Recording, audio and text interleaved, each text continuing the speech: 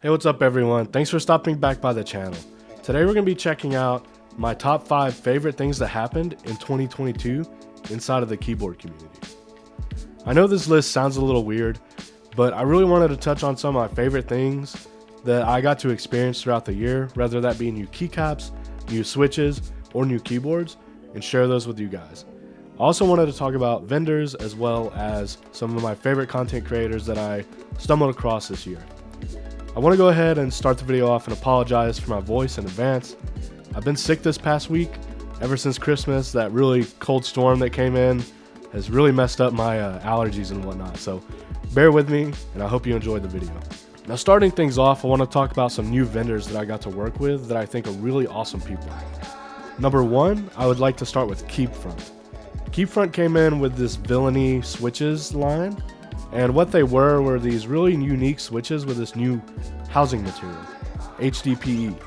And it really created a deeper sound signature. And it's also like a softer material. I don't know how to explain it, but the switches have been very enjoyable. And as a matter of fact, all the switches that they've came out with have been awesome. But my favorites specifically were the big wigs and the honeycomb linears. Keebfront also came out with HDPE stabilizers called stabbers, and I've got to use those in a few different builds, and I really like how easy they are to lube and modify. The last vendor that I would like to shout out is Novelkeys. They're a very small vendor right now, but they've been awesome to work with. So some of my favorite things from Novelkeys are their EV-00, 01, 02 switches. They're all really unique colors based off of the Evangelion anime. I don't know if that's the right thing, but the EV-00, 01, and 02 switches, all three have been great to test out. My favorites are the 00, they're like a yellow switch, but they've been really nice. They're manufactured by Thickthawk, and they're super smooth whenever you lube them. So 10 out of 10 would recommend going to check them out as well. Also want to shout out my two favorite keyboards of the year, the Hibiki from Hebe and the Mode Sonnet. Both keyboards are absolutely phenomenal, and I could not recommend them enough.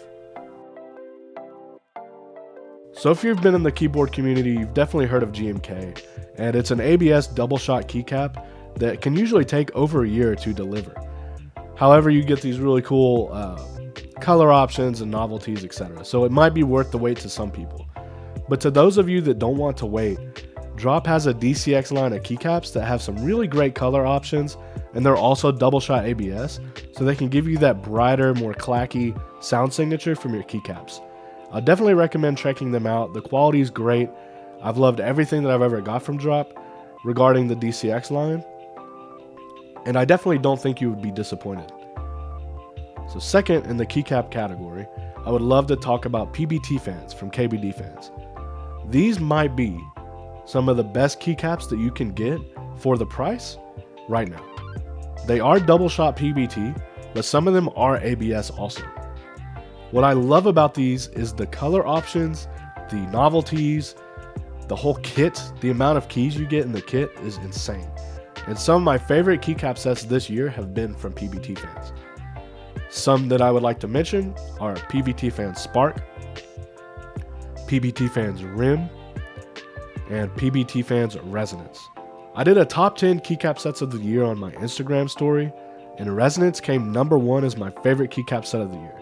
Something about the set, the quality, the colors, the layout, everything about the set, I just kept coming back to it time and time again, build after build, so I could not recommend you checking it out enough.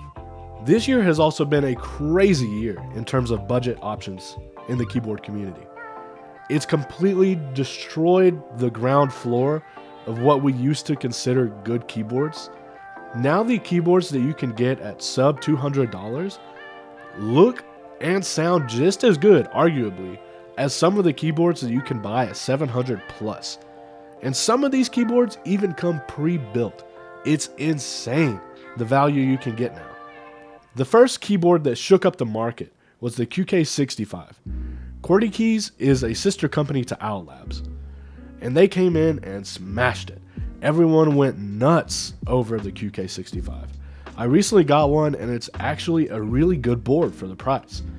I definitely don't think it hangs out with some of the other options I'm going to mention here today, but it's still a fantastic board. There's tons of color options and finishes for the weight, and I don't think you would go wrong getting this keyboard. The next keyboard I would like to touch on is the KBD Fans Tiger 80. Now they came out with a Tiger 80, which is an aluminum version, and the Tiger 80 Lite, which was a plastic of sorts. The Tiger 80 Lite definitely is lighter, and it also has like a more deeper sound signature just because of how the plastic resonates in the case. But the typing experience, the build experience, the curves on the case, it's actually crazy.